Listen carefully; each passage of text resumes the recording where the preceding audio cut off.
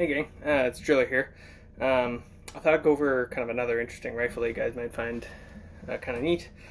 I managed to get a hold of a Remington 700 PCR SB Shorty, which is the Canadian version of the Remington 700 CP brace, basically. What it is basically is a Remington 700 PCR with a 12.5-inch barrel.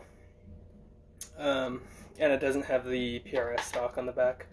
I switched the stock out. It came with, I'm not even sure what it was, might have been a Magpul Myad stock, but I put the MOE stock on here because I get this cheek riser on it, and it kind of lines things up nice for my eye with the scope, so I can rest my cheek on there. So I switched that out. But kind of something I've been looking for a while. You might have seen my video about the BCL MRX Bison. And I'll talk about kind of comparisons of what I think of both of these. I mean, I haven't shot this one yet, but I mean, I haven't been too disappointed with Remington stuff in the past. I mean, I've had finish issues and stuff where they rust too quickly and things like that. But this is kind of what I've been looking for in a precision rifle for myself. I really like short-barreled rifles because they can be used for multiple purposes. The type of precision shooting I like is more ballistic oriented, so I don't really care about the range. I care about the challenge more. So I like to go hiking with something that's convenient to carry, something I can fit in a backpack, etc., etc. I can fit this on my motorcycle, which is nice, and take it out and do some, precision shooting. With this rifle, I should be able to do it probably inside of 800 meters. 800 meters would be stretching it for my kind of loads and what I kind of do, and for my optic and myself. This is a 2-7 that I had on the BCL MRX Bison. So that's kind of what I like, and I can use it for hunting. It's just kind of like a do-it-all rifle, and it's super handy and nice. Unfortunately, just for financial reasons, I'm going to have to sell the Bison to keep this one. The reason I'm kind of selling the Bison and keeping this one is because this one's in 308. If they made the Bison in 308, I don't think I would have sold it. I haven't shot this rifle yet, but based on my experience in the past with Remington stuff and how impressed I was with that BCL, I think I like the BCL better as far as quality goes. I mean, there's finish stuff on this that the finish isn't perfect. There's color differences between the receiver and like the barrel and the Picatinny rail, things like that. So it's not like it's perfect or anything, but it's still fine. It comes with the Myad grip, which is a little bit fatter and feels a little bit nicer in the hand than the BCL maybe, but yeah, and it's actually pretty much the exact same length as the BCL. Actually, it's a little bit shorter just because it doesn't have a muzzle device, but once I put a muzzle device on here, it'll basically be the same. With this, I'm going to be going with a linear compensator. It's not on there yet, but going with the S&J hardware nano comp for 7.62. Just because I want to keep it nice and short, but I still want to kind of direct those noises forwards a little bit more, more so for when I'm at the range shooting with people, because I always wear double ear pro, so it doesn't really bother me much. But yeah, I'm excited to have the 308 because 308 is my favorite caliber. I've got this set up the same as the BCL, so I've got the Magpul bipod on here, same stock, same optic. So it's very much similar. And one thing I do like about this that I noticed right off the bat is this little area where the handguard meets the receiver here. This little grip right here is super comfortable to hold in your hand, like very, very comfortable.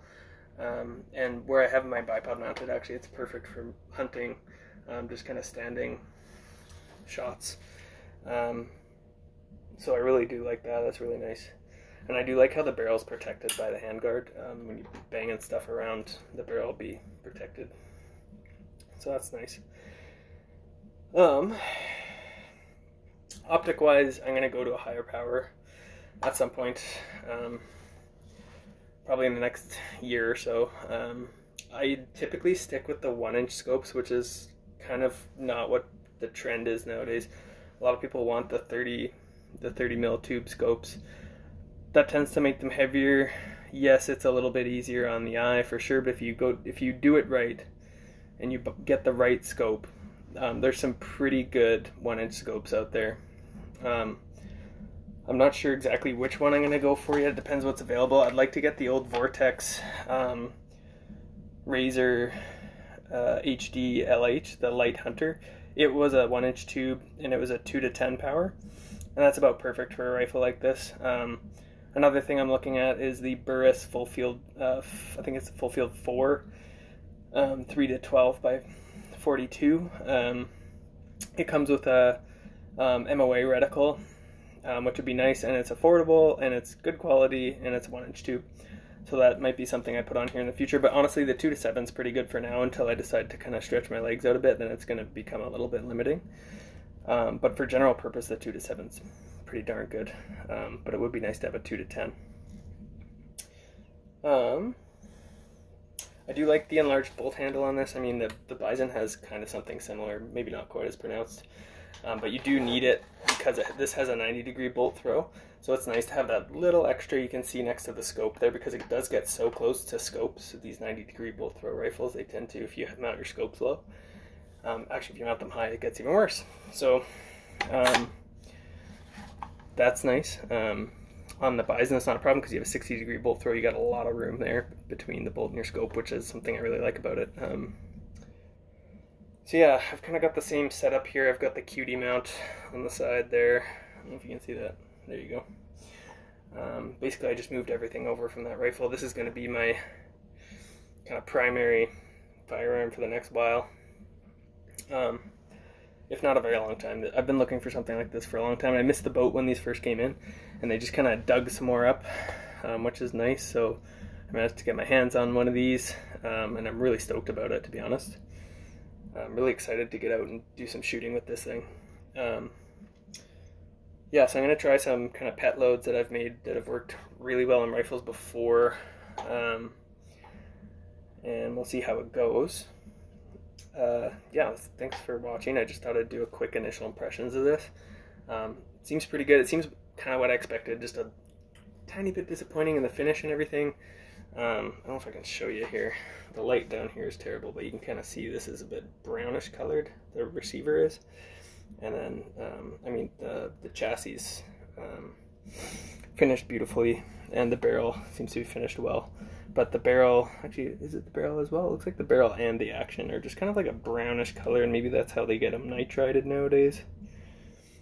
But it just seems kind of off to me. Whereas the BCL, it's just about flawless. So yeah, I am going to be missing that BCL, but at the same time, 308 baby. Love my 308. So thanks for watching, guys, and I hope to make some videos of shooting this and, you know, who knows, hunting with it, whatever, in the future. So stay tuned.